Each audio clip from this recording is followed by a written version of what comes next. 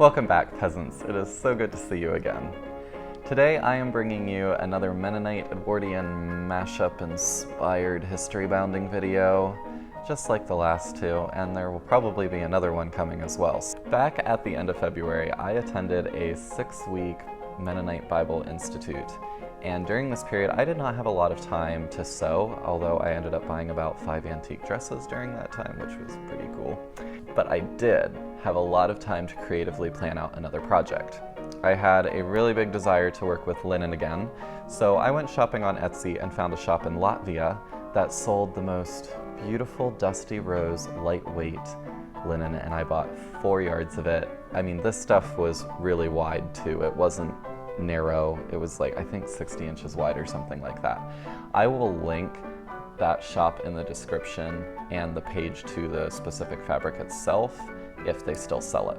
My sister is a redhead and has in the past successfully avoided the evil trap of wearing pink, but recently she's been experimenting with it and really likes wearing light shades of pink, and so she wanted a light pink dress. I had the fabric for it, so we went ahead and bought it, and it arrived while I was at Bible school, but I didn't have the pattern ready yet, so I couldn't start sewing until I got home. I had altered her Mennonite bodice pattern to fit her a little bit better, but I didn't really want to just sew a plain skirt, so I went to the Edwardian Bodice, as per usual, and drafted up a skirt pattern from 1907. And I was really excited about this pattern. It was really beautiful. It was a half-circle skirt, pretty much, but the only problems I ran into was I took the back pleats out of the dress, and I think that messed with the fit, and the darts just did not cooperate for me at all, and it just... To me, it felt like it ended up being a disaster. The darts puckered after I had sewn them into the bodice, and I was not willing to rip the waist back out, so I tried to fit these darts and take them in, and it just ended up really bubbling around the waist area. And so I ended up turning these darts into inverted pleats, and then I just took a belt and hid all of the bubbliness under the belt. So that's actually how some of my projects go, and I just hide the unsightly bits with little pieces of decoration. The other fabric I found was a beautiful, very, very lightweight, airy ivory netting that was embroidered. And I thought this would be beautiful to overlay the entire bodice with and have the embroidered sections be on the sleeves, down the back with pattern matching, and then decorating the entire hem. So before we head into the world of Mennonite Edwardian history-bounding sewing, I'm going to talk a little bit about the Mennonite Bible College I was at, I think some of you will have questions as to what that is. So these are called Bible schools, and a lot of Mennonite young people go to them for anywhere from 1 to 6 weeks to basically take classes that are focused on Christian life, biblical studies, or Christian history.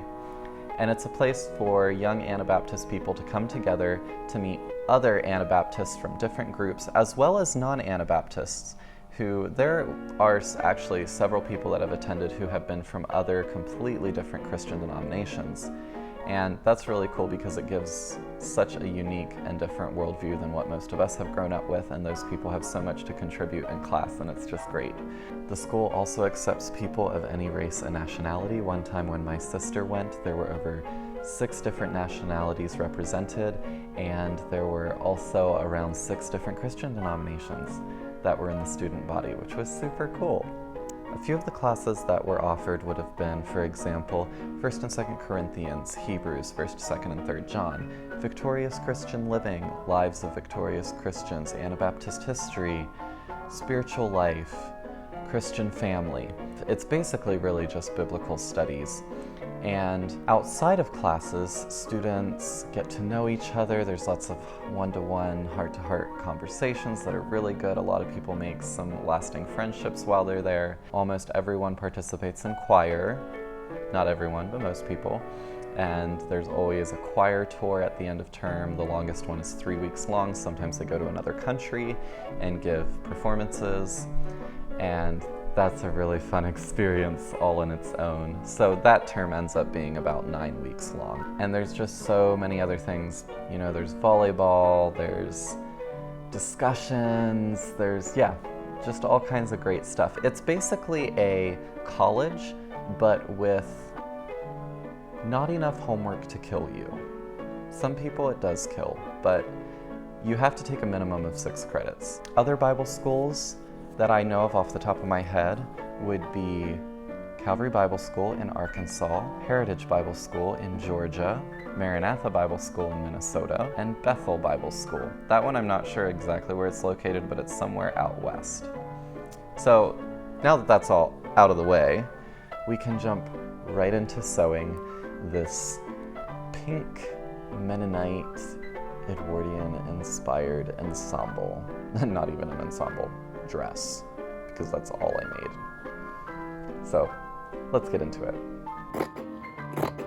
I started by cutting out the dress from European-made organic linen, sold by Ecocon Fabrics in Latvia, Europe. I will leave a link to the fabric in the description box below.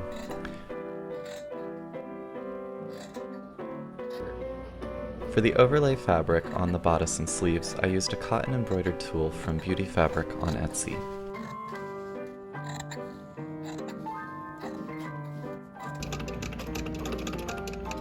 I sewed all 8 darts into the bodice and overlay pieces.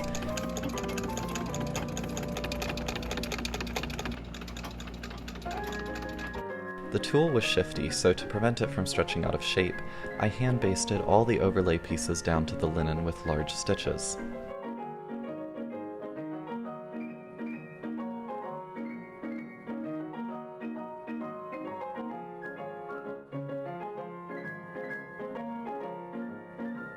I decided for the back closure I was going to have some of the decorative part of this overlay just kind of be displayed in the center back on the cape.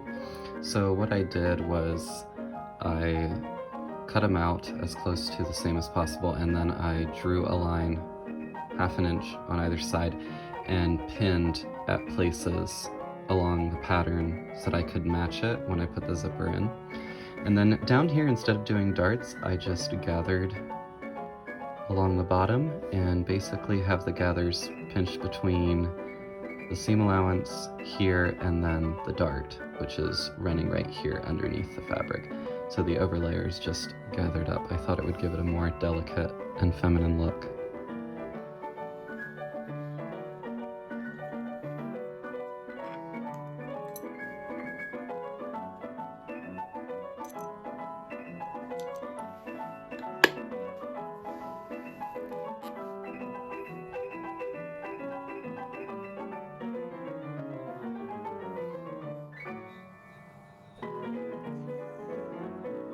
Once I sewed the shoulder seams onto the cape, I hemmed the edges 1 inch and sewed on a strip of decorative beige cotton crochet lace that I bought at Joann's.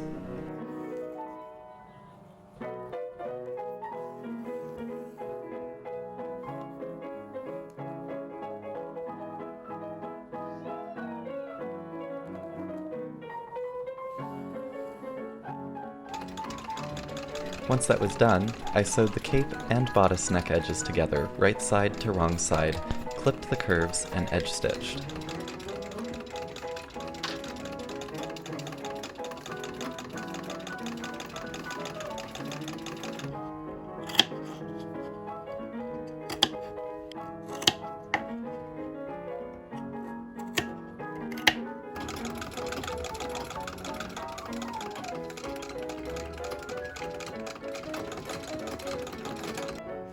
The way I constructed these sleeves was, instead of flatlining the entire thing, I wanted this netted layer to be completely free of the bottom one, so I went ahead and I French seamed the side seams, and then I assembled the undersleeve and hemmed it. And I just machine hemmed that since it won't be visible. And then I basted together both of the layers all the way around the armscye to connect them. I sewed the sleeve into the armhole using my new walking foot, and it is such a lifesaver.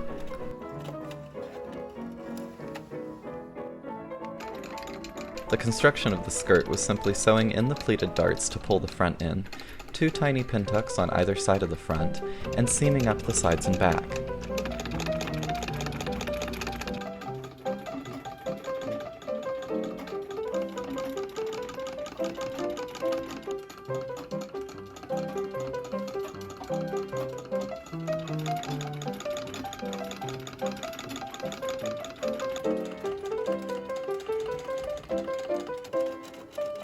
Last minute, I decided to decorate the hem with leftover tulle edging that I used on the bodice.